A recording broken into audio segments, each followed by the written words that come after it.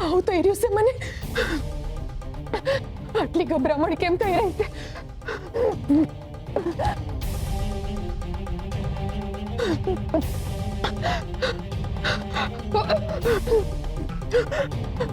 હજી સુધી એ આવ્યા નથી. એ આવે એટલે એમણે કહી દઉં.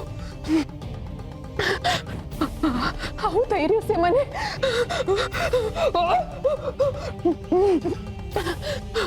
આ ઉલટી જેવું કેમ થઈ રહ્યું છે મને? આવું થાય છે મને. અચાનક હું થાય છે. આ બધું તો અટાણે ગંગાને થવું જોઈએ ને, તો મને કેમ થઈ રહ્યું છે? એનો અર્થ એ કે ના ના, આવું કેવી રીતે હોય શકે?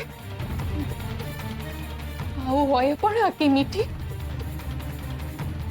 એટલે કદાચ હું સાચે જ માં બનવાની છું. પણ મને આનંદ કેમ નથી થઈ રહ્યો? મને કઈ ગમી કેમ નથી રહ્યું? અરે, માં બનવાના કેટલા વલખા માર્યા છે મેં, ને અટાણે એ ઘડી આવી છે તો હું એને માણી કેમ ન થકતી?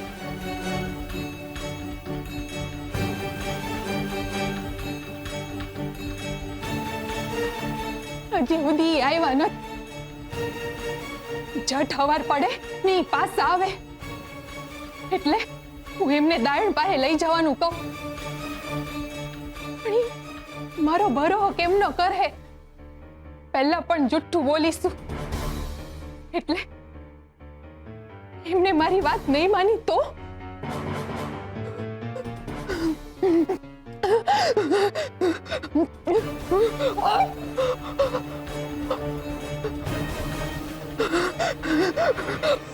મને કાંઈ સમજાતું નથી. આ શું કરી રહ્યા છો તમે લોકો? તમે લોકો સમય વેડફી રહ્યા છો, આનાથી કાંઈ થવાનું નથી. હા, સમય વેડફાય છે કે વપરાય છે એ તો હરી નક્કી કરશે. પણ આ કામ તો થઈને જ રહેશે, કારણ કે આ કામ હરીનું છે. તમે બસ મને અટાણે લખવા દો.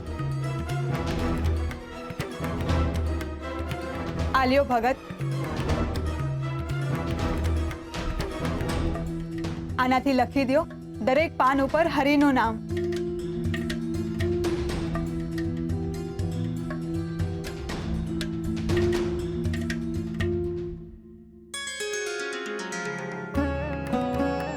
હરે કૃષ્ણ હરે કૃષ્ણ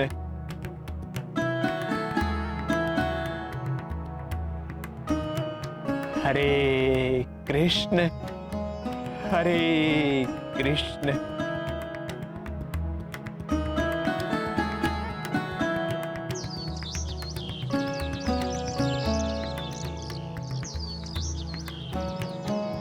સાંભળો ભગત, તમારા શબ્દોની હારે પક્ષીઓએ પણ એમનું મન જોડી દીધું.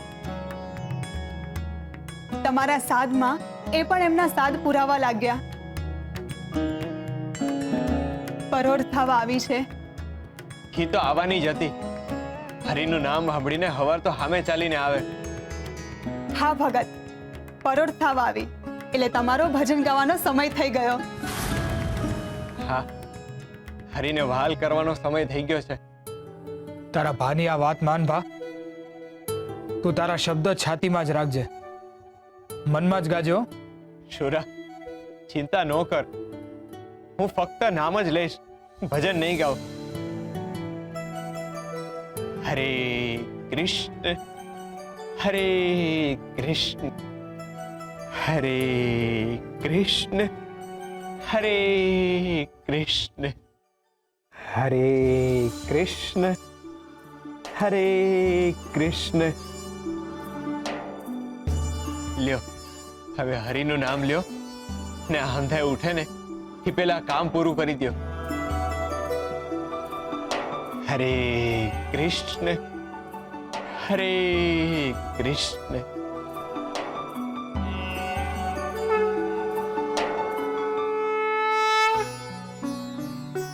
અરે કૃષ્ણ.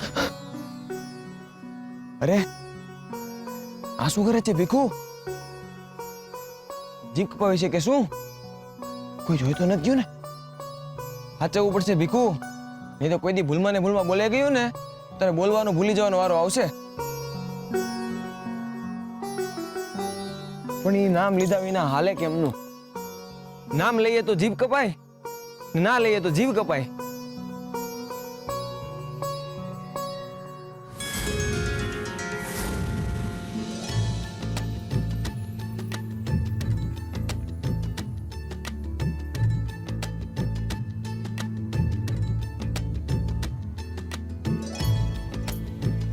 વાહ વાહ વાહ, ગજબ થઈ ગયો. નામ લીધા વિના જ દર્શન થઈ ગયા. આ તો દી સુધરી ગયો. આ તો એની મરજીથી જ થાય. હવારના પોરમાં એનું નામ જોયું ને હવાર સુધરી ગઈ. હા બેન, કેટલા દીએ થોડી અમી થઈ મનને. મારા સાસુ તો ઉપવાસ ઉપર ઉતર્યા હતા ને કહેતા હતા કે હવે હોઠ ખુલશે તેમનું નામ લેવા જ, બાકી નહીં ખુલે. તે આજે એમનું નામ જોયું ને ઉપવાસ તોડ્યો.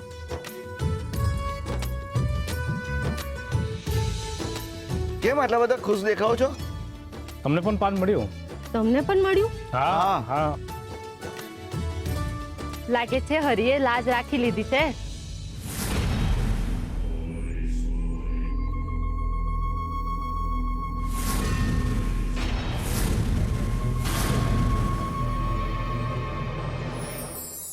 કારાવાસ આ શબ્દ જ મનુષ્યના મનમાં ડર પેદા કરે છે. દરેક મનુષ્ય ખોટું કર્મ કરતા પહેલા કારાવાસની સજાથી ડરે છે. કેમ? કારણ કે કારાવાસની સજા એ મનુષ્યના જીવનને અંધકારમય બનાવી દે છે. કારાવાસ મનુષ્યને એકલો પણ બનાવી દે છે. અને એટલે જ દરેક મનુષ્ય કારાવાસની સજાથી ડરે છે. કારાવાસની સજા એ મૃત્યુની સજા કરતાં પણ વધારે ભયજનક હોય છે. પરંતુ ઘણા મનુષ્ય આપમેળે જ કારાવાસની સજા ભોગવી રહ્યા હોય છે. શારીરિક રીતે ભલે એ લોકો બહાર હોય, પરંતુ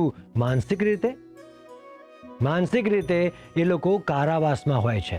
એમનું મન સતત અહંકાર, અજ્ઞાન, એકલતા અને અધૂરપના અંધકારમાં દબાયેલું હોય છે. જે મનુષ્ય અંદર ને અંદરથી પીડાય છે એ મનુષ્ય બહુ જલ્દી અંદરથી મૃત્યુ પામે છે. યાદ રાખજો, જ્ઞાન અને જ્ઞાનીનો સાથ એ કારાવાસ તરફ જઈ રહેલા મનને જ્ઞાનના અજવાળે રોકી લે છે.